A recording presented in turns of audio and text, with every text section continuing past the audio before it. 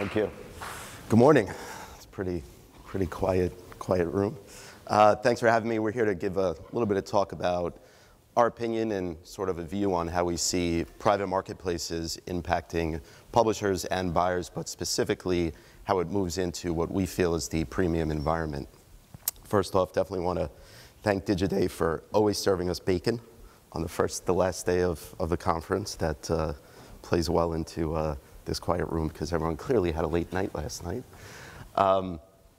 So to start off, a little bit about PubMatic. One quick slide. We have 75 more for you guys to go through here, so sit tight. PubMatic is the leading platform in the technology space that supports publishers and advertisers' programmatic strategies. Today we actually process over 1.5 trillion bids per month globally. Private marketplaces, I think everybody in this room is probably very familiar with what it is, so my purpose is not to redefine it, so definitely don't tweet that. But what I do want to do is just set the stage because there's a few different ways that people refer to a private marketplace. PubMatic, we refer to a private marketplace as PMP, so when we do talk about it today, we're going to reference that. So I want to make sure that everybody's aware of sort of how we refer to it and what it means to us. But at the end of the day, it's basically a relationship in a prioritized auction where it's invite only, right? Publishers invite buyers to come in to access their inventory in certain ways and certain requirements.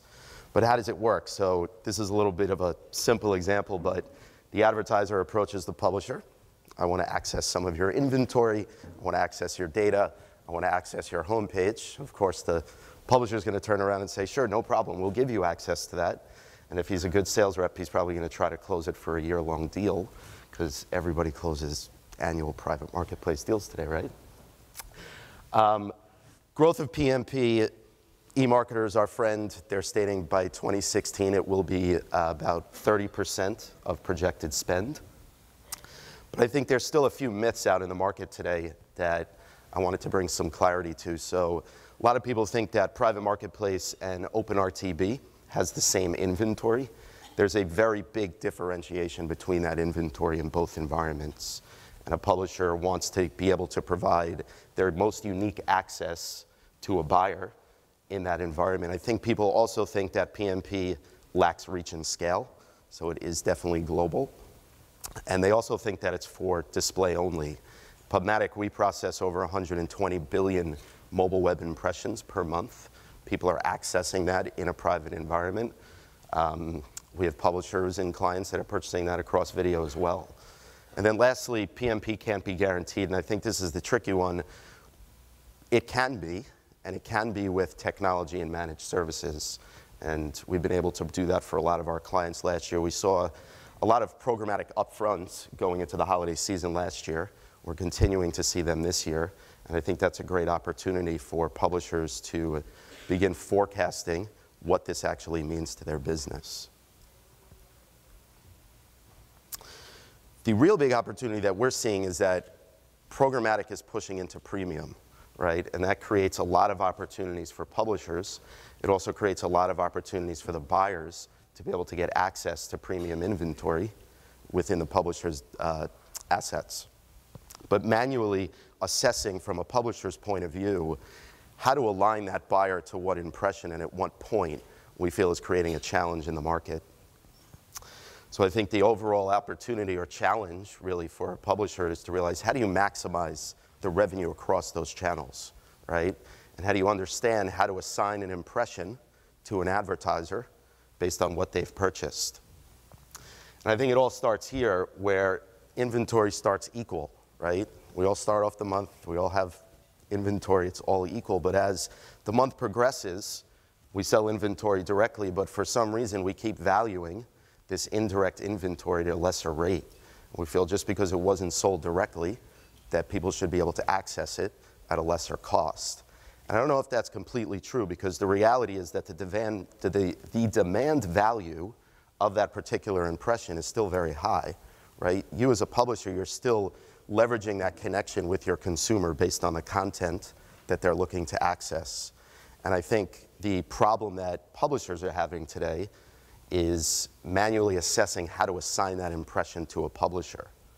So we believe that the opportunity is a holistic optimization environment, right? The ability for a publisher to have a programmatic buyer compete with their directly sold campaigns, but on their terms.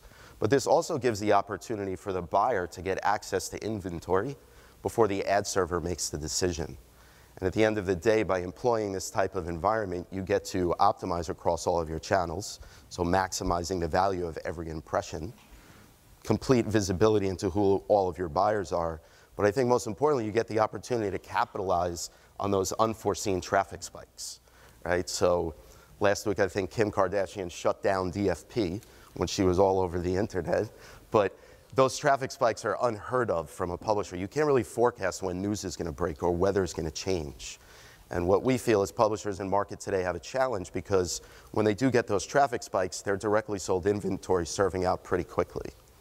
And if you could create an opportunity where you could leverage the great work that your direct team has done with the brands that they've connected with and give the ability for a programmatic buyer to access those first look impressions when those traffic spikes are happening and get that valuable audience, you can actually increase your CPM across all those channels.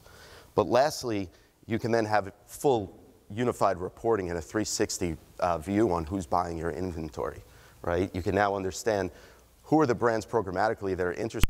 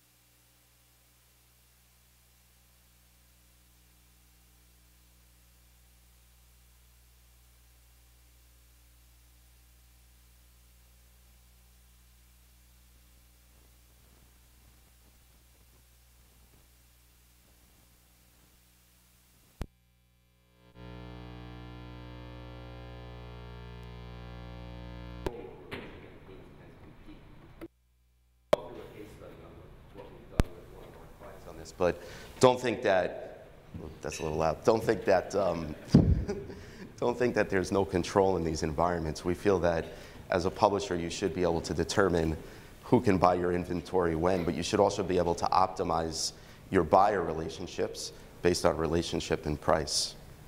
And then lastly, staying in control and seeing more clearly, having the ability to see who all of these buyers are regardless of the channel that they're coming through.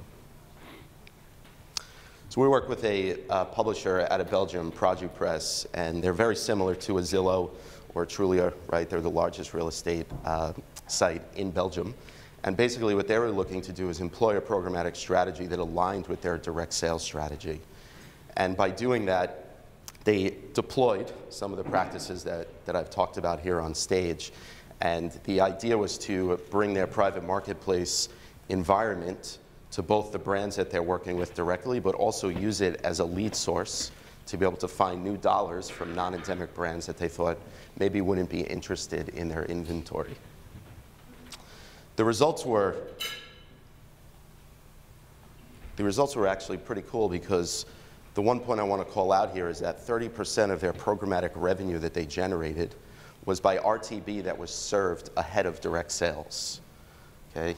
Their direct sales revenue didn't dip. It actually grew overall from a bottom line, but they were able to access bigger dollars from the programmatic channel by giving those buyers the ability to purchase inventory ahead of an ad server decision.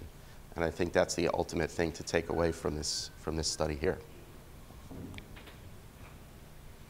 So in summary, private marketplace transactions have become a significant part of a growing programmatic market, right? It's creating more opportunities, but yet it's creating challenges. So we feel the community as a whole, on the buy side and the sell side, need to figure out how to solve for this. And we do believe by employing this type of technology, you have the ability to capture all of those dollars. Thank you.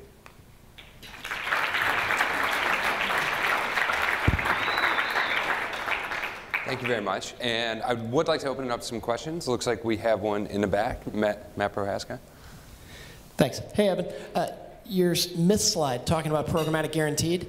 Wanted to ask about the logistics of that, because one of the things in our publisher town hall that wasn't in the top 3 that we reported on but was discussed was the challenge there around some of the efforts to manually try to set up programmatic guarantee. How does it work with you guys? Is it needing to take an extra step and hook into a yield management tool to be able to know what's on the shelf? Or, you know, you had said it can be done, but it sounded like it wasn't as automated. What are the steps, please? Well, I don't think it's not as automated as I think we'd all like to see right now, but we approach it 3 pillars, right? People, process, and technology. So having the right team and the processes in place to provide a service on top of the system that we use. And a lot of it is about just, you know, diving into it on a daily basis, right? Making sure that the inventory is there to be able to provide to that environment for the people to transact, prioritizing it inside of the stack and making sure that they're getting the right first look. And then, of course, the setup. I think a lot of the reason why private marketplace deals have trouble transacting today is because of the deal health, and is the right data being passed back and forth? Are the bid calls working and the bid responses? Evan, I had a question. I was wondering if you could speak more to having remnant indirect inventory compete with direct inventory. I would have to imagine that some publishers would be worried about that ruining their direct sold relationships. And I was curious how you advise them how to manage that. Yeah, I mean, the way we think about it is, and I'll just give you an example. So imagine you sold Coca-Cola a 30-day campaign. It's halfway through the flight of the campaign, and it's pacing at 75%. Instead of delivering that next impression to Coca-Cola again, let's take that first impression, see if there's an audience match out there, and if a programmatic buyer is willing to pay more than what you sold it for directly. And if so, you can do that because you're able to determine the forecasting and the pacing of that campaign that you sold directly. And by doing that, you don't cannibalize what a lot of publishers probably think is the direct relationship, but at the same time, you're generating more revenue from that channel and potentially an unsold impression. Because when you serve out the direct deals, you know, early in a day, you're really left with, the end of the day, of nothing but programmatic and remnant inventory, as people are calling it. Gotcha. Any other questions? Oh, in the back. Angelina Yang from Merkle here. Hi. Okay. How are you helping the publisher partners in terms of viewable forecasting and delivery? Yeah, that's a tough one. That's a tough one. We're going out, we're partnering with technology, so we work closely with Nielsen, right? We're trying to leverage their tools that they have to enable that. I don't know if I have a right answer for you right now to provide you with that. Excellent. Any other questions from the crowd? Well, thank you very much. We really appreciate it.